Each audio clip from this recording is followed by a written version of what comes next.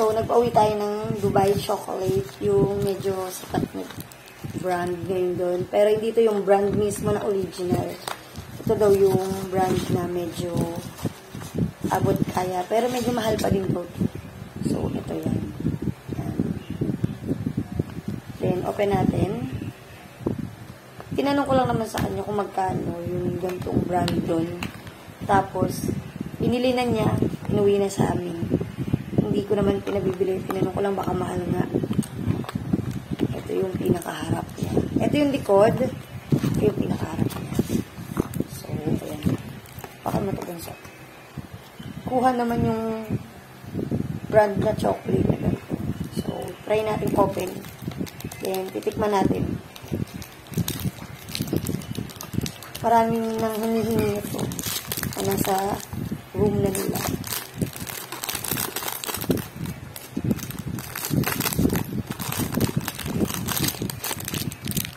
Bibiyakin ko. Ayan, biyak na. So, nabiyak ko na siya. Then, bibiyakin pa. Ayan. So, biyak na siya. Itong part na to, na nabiyak ko, tigisa na kami ng bunso ko dito. So, kasi hygienic naman tayo para yung hygiene naman. Ayan, kita nyo ba kung ano yung kulay niya? So, ayan. Hindi na nagpo-focus. Focus ka. O, bunso, o. Ayan sa'yo. Dito ka. Para titikman niya. Ay, nalaglag. Sige, ano mo. Ang sarap. Nasaan chocolate? Ito siya. Kita niyo ba? Ilaw ba tayo? Sarap eh. Parang KitKat lang. Ayan o. Kita niyo ba? Pero yoko.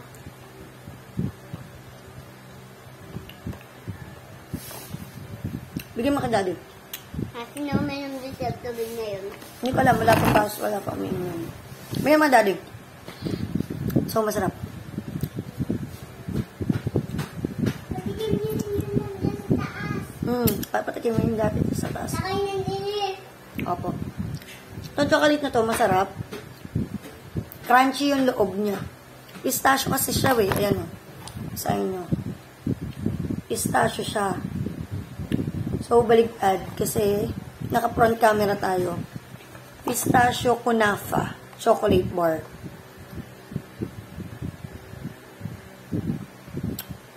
Chocolala. Chocolala.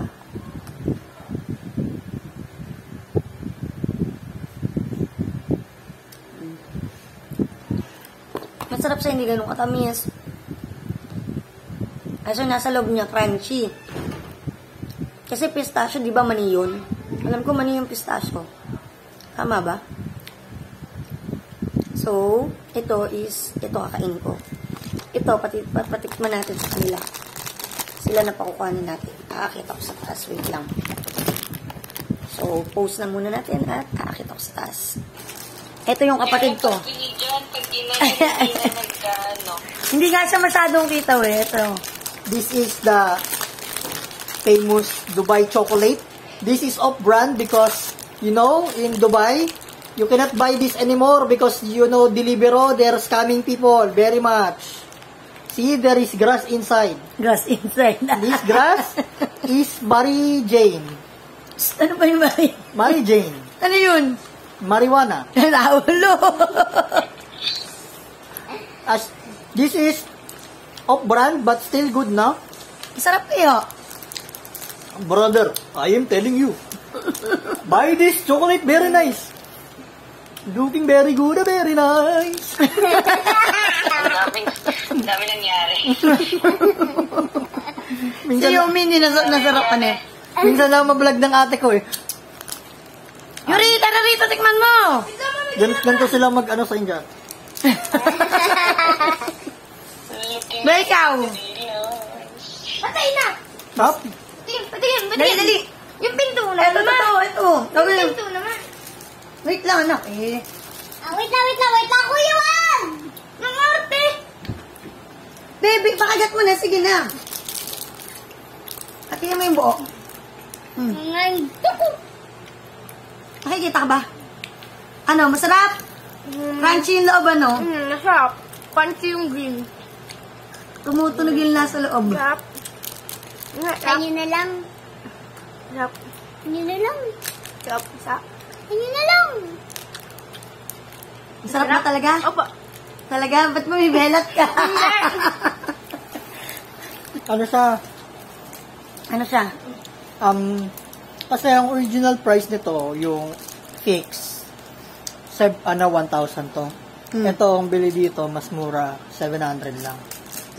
Pero kung meron nung available nung 1,000 din, dapat bibili namin. Kaso ang hirap umorder. Pero yan is, ito talaga yung original o hindi? Hindi, yan, peke yan. Peke po yan. Mm. Ginaya lang. Oo, yung ginaya lang ano. Pero yung original nito, magkano? 1,000. Yun talaga yung original. Ayun, 700. Ang sarap yan. Mas matamis to, no? O yun.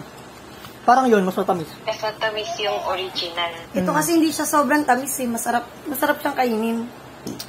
Nagbigay pa ako. Tapos ano po, dito, yung original, binibenta nila 2,000. Sa Pilipinas? Meron pa ako nakita 3,000 eh. Hindi ko alam kung dito sa Pilipinas eh.